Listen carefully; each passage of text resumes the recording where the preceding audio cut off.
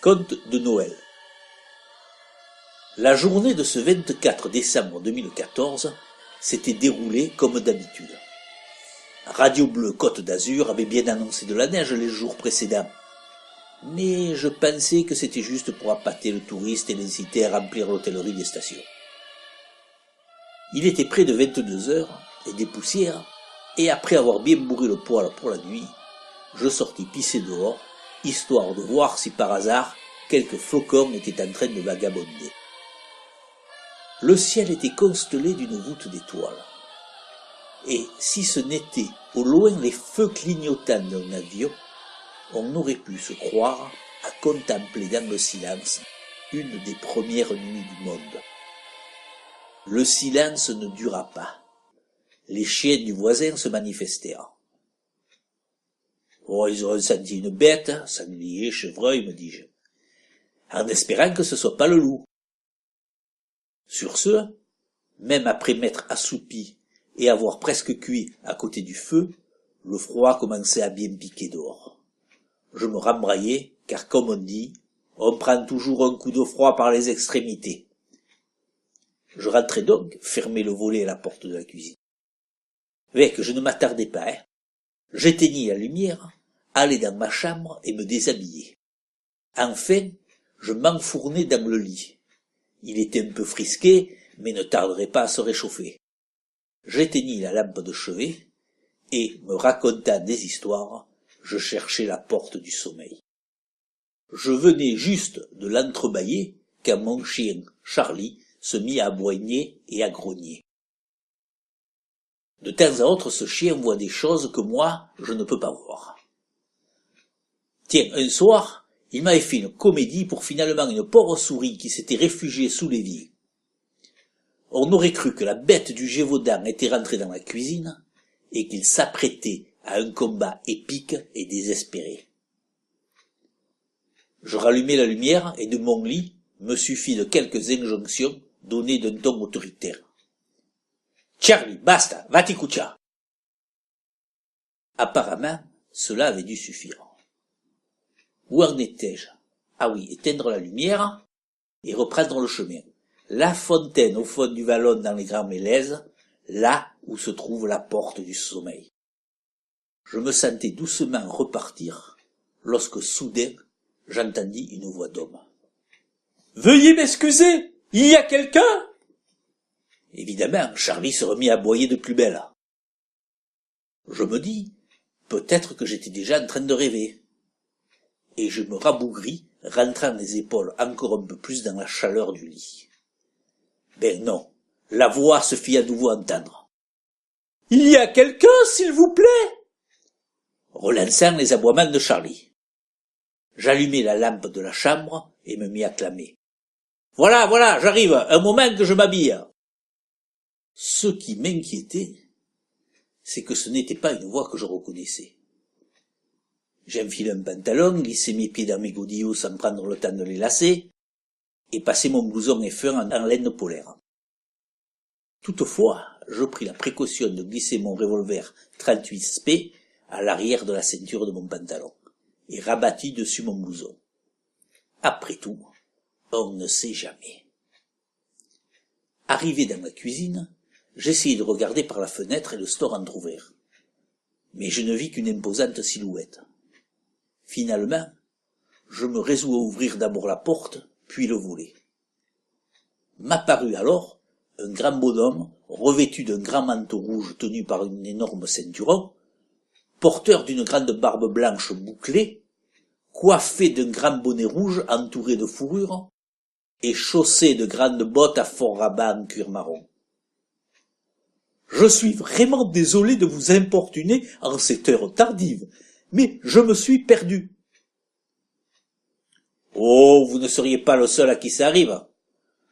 Vous alliez chez quelqu'un du quartier ?»« Pas précisément, mais je ne sais même pas où je me trouve. »« Oula, me dis-je, il doit en tenir une, et une bonne. » Enfin, si j'arrive à savoir chez qui il avait prévu de jouer le Père Noël, on téléphonera et ils viendront le chercher. Je ne peux quand même pas le laisser repartir en voiture dans son état, ni le mettre dehors avec ce froid. Mais rentrez, monsieur, il ne fait pas chaud dehors, inutile de laisser la chaleur partir et que je gâche du bois. Entrez, entrez, asseyez-vous. Finalement, ça ne devait pas être un mauvais bourg, vu les fêtes que lui faisait Charlie. Généralement, les gens qui ont contact affectueux avec les chiens ne représentent pas un danger. Mais étrange quand même, il n'empestait pas l'alcool. « Je vous remercie de votre hospitalité, monsieur, » dit-il en s'asseyant. « Alors, vous alliez où ?» insistai-je. « Ma route devait passer par Grasse, puis Draguignan. »« Bien. Mais vous n'êtes pas près d'y arriver, surtout en voiture, sur ces petites routes de montagne, dont certaines sont déjà verglacées. »« Mais je ne suis pas venu en voiture. »« À pied alors ?»« Non, non. Laissez-moi vous expliquer. Je me dirigeais vers Grasse en venant de Boves, au Piémont, lorsque j'ai été pris de problèmes intestinaux nécessitant une urgence. Je suis descendu dans la nuit pour me guider à la lumière des routes et des maisons, quand j'ai aperçu un grand pré suffisamment grand et isolé pour que je m'y pose discrètement. J'ai débouclé mon harnais et je me suis précipité hors du poste de pilotage, vers un buisson un peu plus loin. J'ai peut-être mis un peu trop de temps, mais vous avez vu mon accoutrement, ce n'est pas évident. Le temps que je remette tout ça, mes rênes se sont affolées. Je suis sûr que c'était le loup.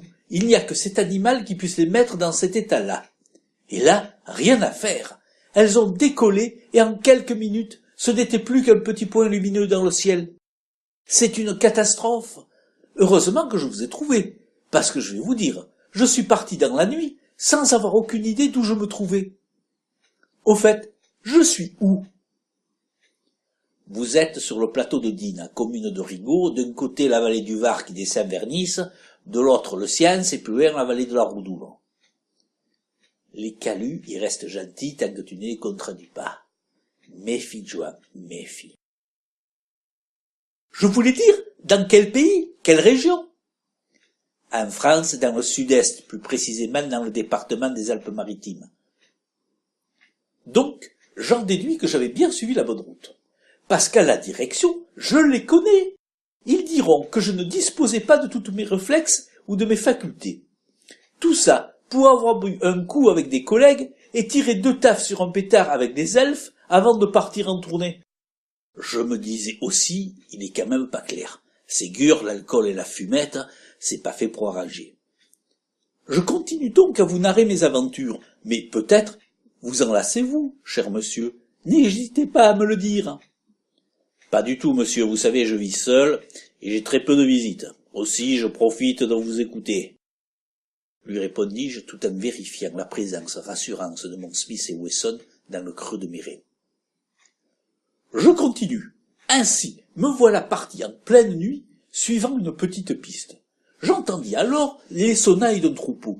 Qui dit troupeau, dit bergerie et berger.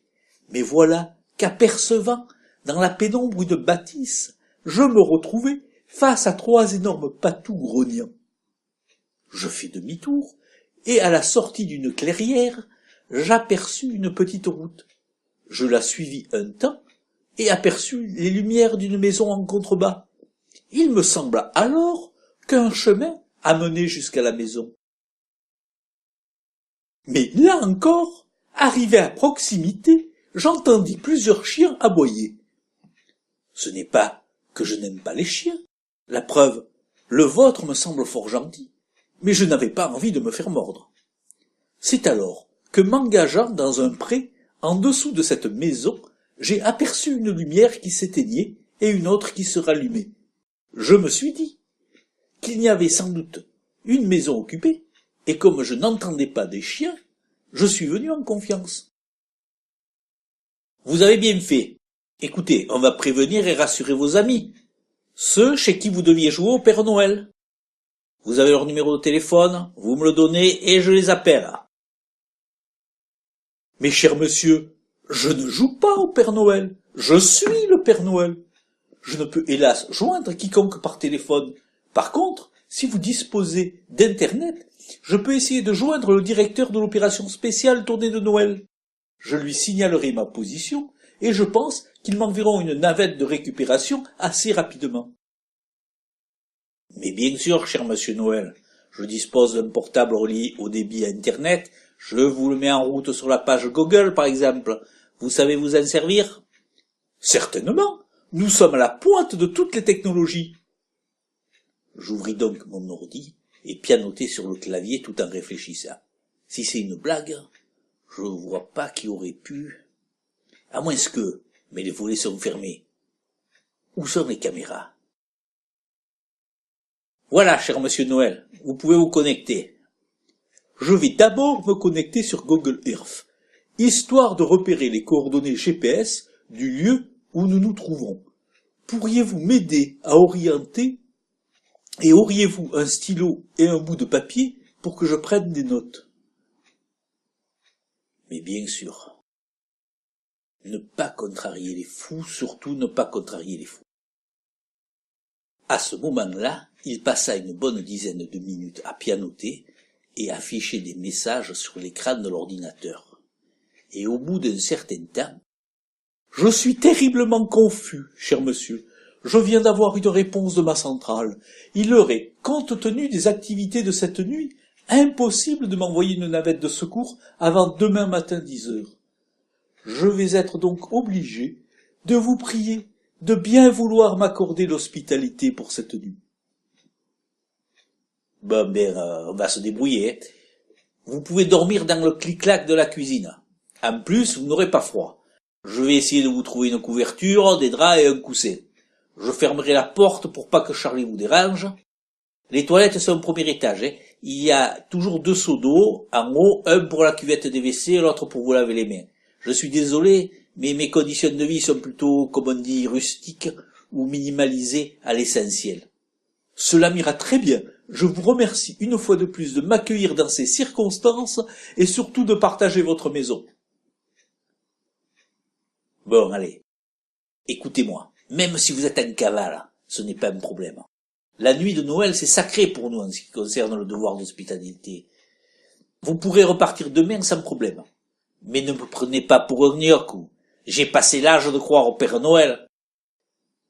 Mais je suis le Père Noël. Enfin, un des Pères Noël. Cela fait plus de 70 ans que je fais ce travail. Admettons que vous soyez le Père Noël. Donc ce soir, tout un tas d'enfants seront privés de cadeaux, puisque vous êtes bloqués ici. Les choses ne sont pas aussi simples. Cela fait bien longtemps que nous avons dû vendre une partie de nos activités au secteur privé de l'industrie du jouet et des cadeaux. On peut dire que 98% de cette activité est maintenant outsourcée. Notre rôle est simplement d'entretenir la légende, le côté magique, indispensable à ce secteur d'activité économique. Ainsi, mon rôle est d'assurer une tournée avec des apparitions spatio-temporelles. Tout le long de cette nuit, il y a des enfants qui regardent, rêveurs par la fenêtre, histoire d'apercevoir le Père Noël. Ce sont ceux qui nous voient, qui maintiennent le côté magique de Noël, plutôt dans les campagnes d'ailleurs. De toute façon, il n'y a plus de cheminée depuis longtemps en ville. Tous les immeubles sont bunkérisés, avec interphone, code, caméra. Impossible d'y rentrer. Et puis, essayez de garer un traîneau avec des rennes, même en double fil, quelques minutes. Vous recevrez immédiatement la visite d'une patrouille de police et vous vous retrouverez verbalisé, car ni le véhicule ni les rennes ne sont aux normes européennes. De plus, vous risquez d'être caillassé et agressé dans certains quartiers. Cela fait longtemps que la magie de Noël ne joue plus, sauf pour quelques enfants innocents et imaginatifs. Bravo, magnifique les tirades, j'ai failli y croire. Admettons toutefois que vous soyez vraiment le Père Noël.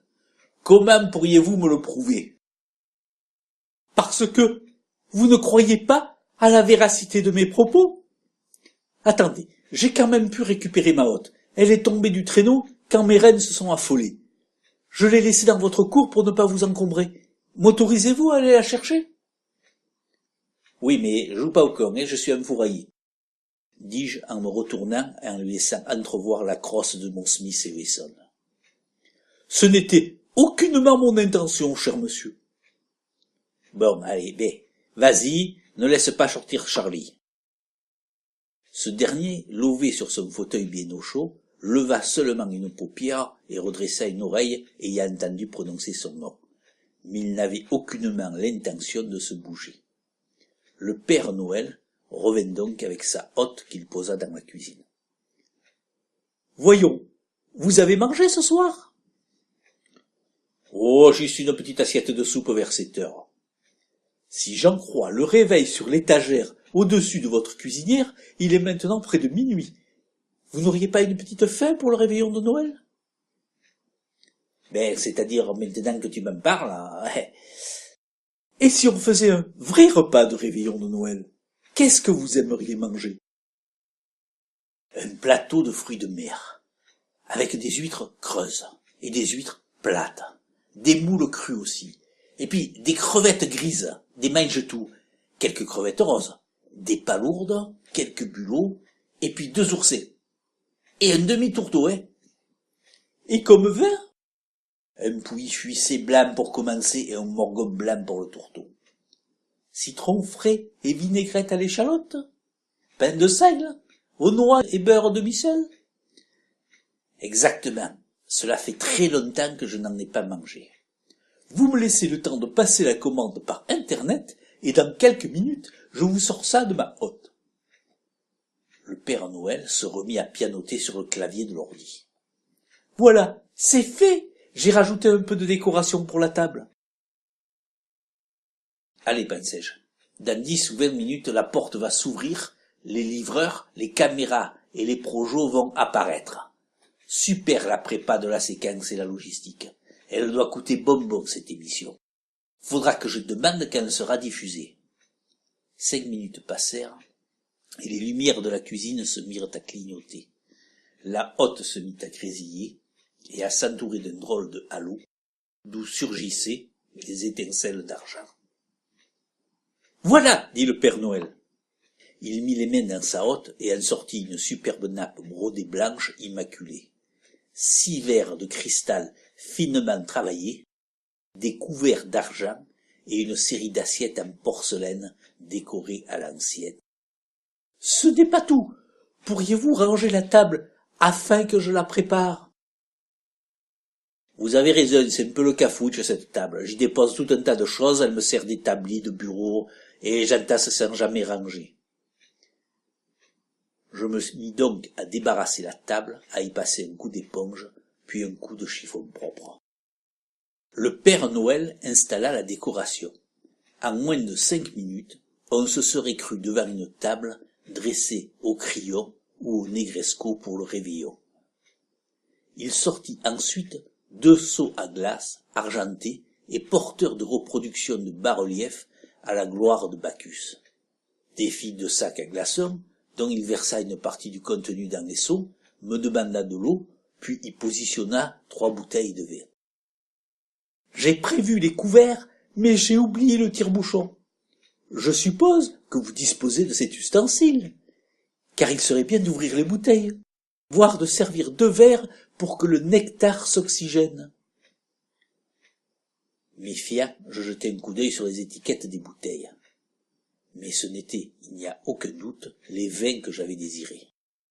La hotte n'avait pu être remplie à l'avance, bien que j'aie le souvenir d'expériences menées par des dits mentalistes à la TV qui influençaient les gens. Et à nouveau, les lumières de la cuisine se mirent à clignoter. La hotte se mit à grésiller et à s'entourer d'un drôle de halo d'où surgissaient des étincelles d'argent. Et cette fois-ci, le Père Noël sortit de sa hotte un support de plateau, des ramequins d'argent à sauce, des paniers à pain remplis de tartines de pain de seigle noix, un beurrier, et enfin un magnifique plateau de fruits de mer. Voilà, je me suis permis d'en rajouter un peu, de manière à partager avec vous cet agréable moment de gastronomie et de convivialité. Mais vous avez bien fait, cher monsieur Noël. Eh bien, bon appétit! Il n'avait rien à dire. Les produits étaient frais, goûteux et de qualité. L'ambiance se détendit au fur et à mesure de la dégustation. Votre base secrète est toujours en Laponie, monsieur Noël? C'est-à-dire qu'elle le fut jusqu'au XIIIe siècle, tant que les voyages et les moyens de communication n'étaient que peu développés, et que les indigènes restaient discrets sur nos activités, nous prenant pour des dieux. À partir de la fin du XVe, il fut difficile pour notre confrérie, descendante de Melchior, Gaspard et Balthazar, de trouver un lieu vraiment isolé sur Terre. Nous avons donc développé d'autres technologies, nous permettant d'occuper un lieu sur la même planète, mais pas dans la même période.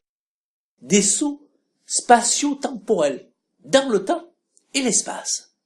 Ainsi, admettons que notre base soit toujours en Laponie, sur une île grecque, voire au milieu de la Manche. Personne ne pourrait la détecter, car elle serait dans une période antéhistorique, au paléolithique ou au néolithique, voire très au-delà dans le futur. Et c'est quoi le coup de la hauteur? Transmutation de la matière et transmission en flux bionique intégré. Mais cela fonctionne aussi avec des êtres vivants. Vous avez remarqué pour les huîtres et les moules? Ah, tout à fait, hein, elles étaient encore bien vivantes. On attaqua le tourteau à la pince et aux fourchettes à bulot. Le silence se fit, et l'on entendit seulement les longs suçons sur les pattes. Une fois rassasié et le plateau vidé, où ne subsistait que quelques coquilles vides, le Père Noël proposa. Et maintenant, pour continuer, que diriez-vous d'une viande ou d'une fine volaille? Cela fait bien longtemps que j'avais plus fait un tel repas. Mais, voyez-vous, bizarrement, je me sens encore prêt pour un supplément.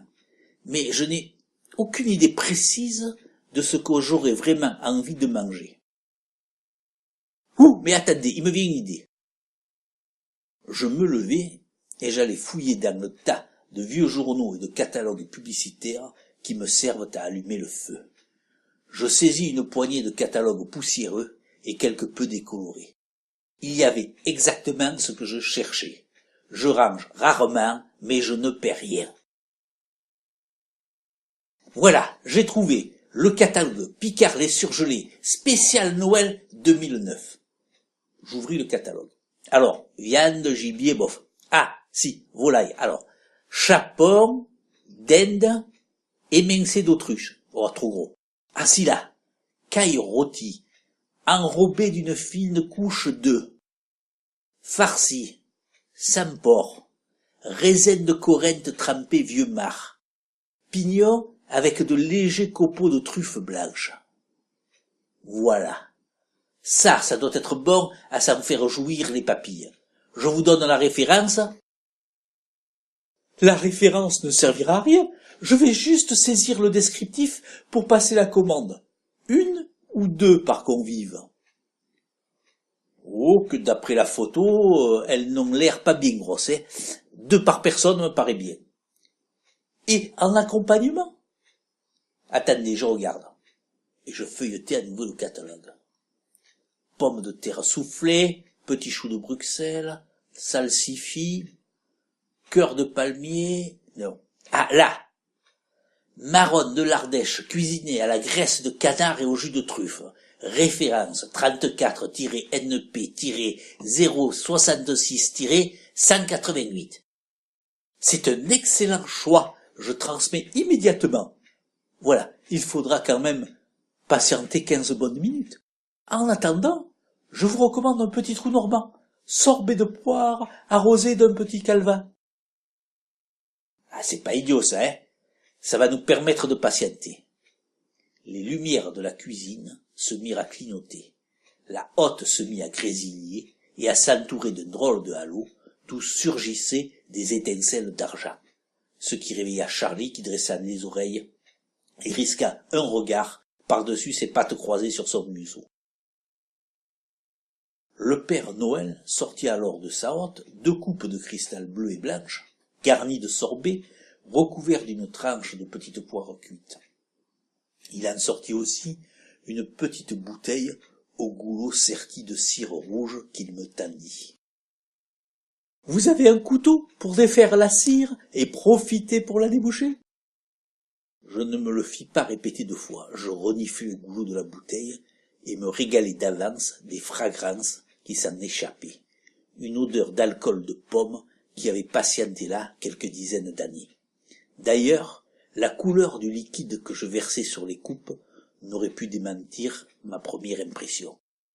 Je sortis d'un tiroir 2 petites cuillères pour la dégustation, dont j'essuyai la poussière avec un torchon.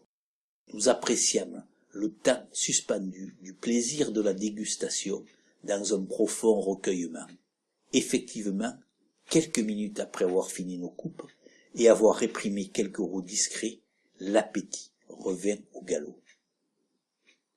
Une fois de plus, les lumières de la cuisine se mirent à clignoter, la hotte se mit à grésiller et à s'entourer d'un drôle de halo d'où surgissaient des étincelles d'argent. Mais là, Charlie se leva de son fauteuil.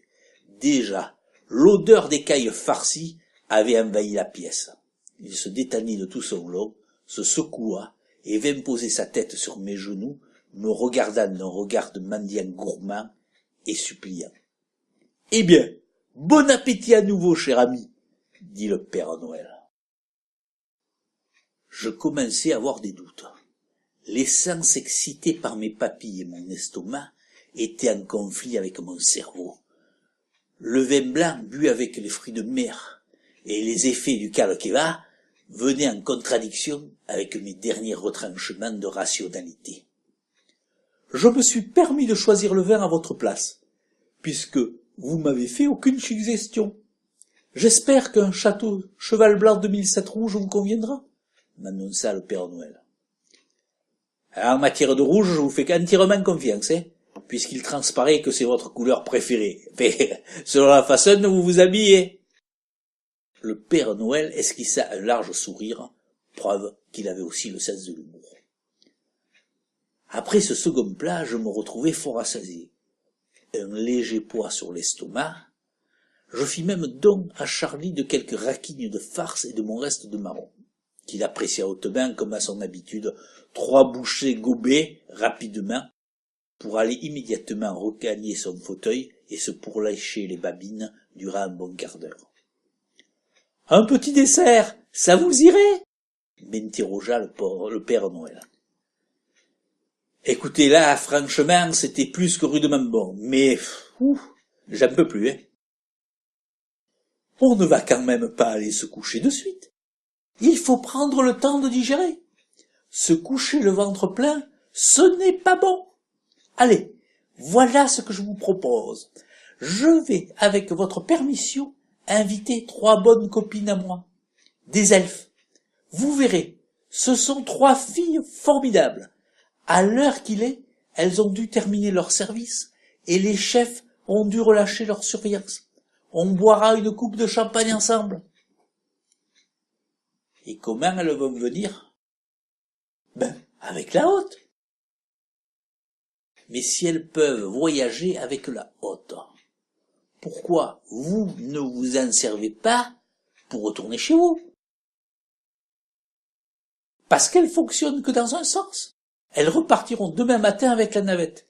Vous permettez? Dit-il en se levant et en allant sur l'ordinateur. Quelques minutes plus tard, après avoir pianoté sur le clavier et avoir affiché quelques messages, il m'annonça tout fier. « C'est OK! Elles vont arriver, une après l'autre. Elles amènent le champagne et un peu d'herbe. » Effectivement, et à nouveau, les lumières de la cuisine se mirent à clignoter, l'air se mit à grésiller, et la hotte se couvrit d'un drôle de halo d'où surgissaient des étincelles d'argent. Et soudain, de la hotte, une elfe surgit. Cette opération se renouvela 2 autres fois. Elles prirent place sur le canapé. De premier abord, elles étaient conformes à l'idée que je m'en faisais. Plutôt petites et menues, mais bien proportionnées, une poitrine généreuse, une taille fine, des hanches larges et des fesses rebondies. Le minois, fort joli, ma foi, comportait de grands yeux ronds, un peu comme les créatures des mangas, un nez aquilin, des oreilles pointues, une petite bouche bien dessinée pourvue de lèvres charnues. Quelque part, des pommettes un peu saillantes, indiquant une origine nordique et asiatique, un peu comme les lapons, et alors des cheveux d'un blond rosé presque luminescent. Bien voilà, je vais faire les présentations. De gauche à droite, Lilith, Liloute et Lulutte. Mais je continue à vous appeler monsieur, et vous Père Noël ou Monsieur Noël. Il serait peut-être temps de finaliser les présentations. Bien moi c'est Join et le chien c'est Charlie, et on m'appelle aussi Barbajoin. Charlie, qui passait d'ailleurs son temps à renifler les elfes. L'odeur humaine, il connaissait comme la plupart des odeurs des animaux de notre pays. Mais là, l'odeur d'elfe, il fallait qu'il étudie. Et moi, c'est Balthazar, le 22e, ou Balthazar le Vieux. Mais vous me semblez de ma génération, Balthazar. Pourquoi le Vieux? Par rapport à votre cycle d'histoire terrienne, je n'ai effectivement que 225 ans. Je suis le 22e de la lignée des Balthazar. Je commence à enrouler ou on ouvre le champagne, dit Lilith. Ben c'est ça, si on commençait par un peu de champagne, dis-je. Allons-y pour le champagne, dit Balthazar. C'est que je ne suis pas sûr d'avoir suffisamment de coupes, sinon celle de ma pauvre mère, qui doivent se trouver dans un carton quelque part. Mais nous y avons pensé, elles doivent être dans un paquet au fond de la hotte, dit Liloute. Je les ai, dit Lulutte. Et l'on fit péter un premier bouchon, ce qui entraîna de nombreux jappements de Charlie, non qu'il aime le champagne, mais il déteste les détonations. On manque un peu d'ambiance, non? Dit Liloute. Si on mettait de la musique et que l'on dansait, dit Lulutte. Pourquoi pas, répondis-je, mais ça fait très longtemps que ça m'est pas arrivé, Allez, 2 coups sur votre clavier d'ordinateur, et via Internet, je vous prépare, tel un super DJ, une dancing playlist. Je débarrasse la table, on la pousse, et on range les chaises dans la cave. On va faire une super piste de danse, dit Lilith. Je dois dire que l'ambiance, les bulles de champagne et quelques taffes d'herbe aidant, on s'y mit volontiers. Je n'aurais jamais pensé un jour danser la danse des canards ou la lambada dans ma cuisine avec un Père Noël en caleçon rouge et jaune en petits pois et 3 elfes en soutien-gorge. Je dois dire que, n'ayant gardé que mon caleçon long et mon t-shirt d'un mardeau décoloré par les lavages, je devais quand même ressembler un peu au grand Schtroumpf. Mais quelle rigolade, quelle rigolade! Même Charlie qui s'était mis de la partie, en tournant en rond sur ses 2 pattes arrière. Sur le coup de 4 heures du matin, l'alcool et la fatigue ayant fait son œuvre, on se décida à aller se coucher. Bon, dis-je, j'ai bien une chambre en haut avec un grand lit, mais elle n'a pas été chauffée depuis un grand moment. Elle doit être glaciale pour y dormir. Ce n'est pas un problème, répondit Balthazar le 22e. Le clic-clac, une fois ouvert, est suffisamment large et les elfes sont menus. Lily et Liloute dormiront avec moi. Vous avez bien un lit, Joa. Je ne prends pas beaucoup de place, vous savez, et puis on se réchauffera, dit Lulutte en me regardant d'un œil coquet. Oh, effectivement, c'est un lit à une place, mais en le décalant un peu du mur et en se serrant, on doit bien pouvoir y dormir à 2, m'empressai-je de répondre. De ce qui se passa cette fin de nuit, je n'en ai que quelques souvenirs partiels, sinon vous dire que ce fut fort agréable. Et bien plus tard, je levai péniblement une paupière. Il me sembla que le jour était, contrairement à moi, levé depuis un certain temps. Du fenestron de ma chambre, une vive lueur éclairait la voûte de pierre chaulée au-dessus de mon lit. Je sentis tressaillir, lever tout contre mon corps, celui de mon elfe Lulutte.